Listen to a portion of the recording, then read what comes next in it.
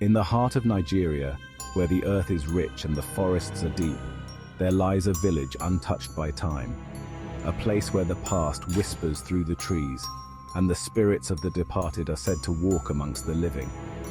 But within these woods, there is one spirit feared above all others, the ghost of the executioner, a man whose name has been erased from memory, yet whose deeds still echo in the hearts of the villagers.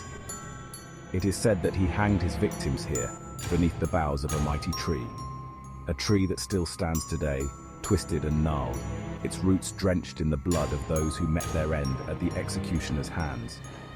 The villagers call it the executioner's tree, a place shunned by the wise and approached only by the foolish or the desperate, for it is here, in the dead of night, that the ghost is said to appear.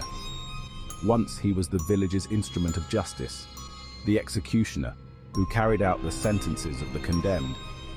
He was feared but respected, a necessary evil in a time when law was harsh and unforgiving. But the power he wielded corrupted his soul. He began to take pleasure in the deaths he dealt, his hands stained not just with blood, but with the cruelty of his own heart. His noose became a symbol of terror, a harbinger of doom for those who crossed his path. Yet it was not the law that condemned him, but his own greed.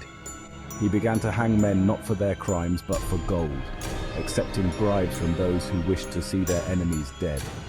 And so, the villagers turned against him. One night, the villagers took matters into their own hands. They dragged him to the very tree where he had hanged so many, and there they meted out their own justice.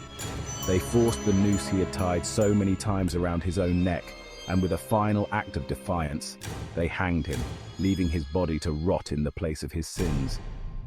Many have claimed to see him, but few dare to speak of it, for to see the ghost of the executioner is to be marked by death itself.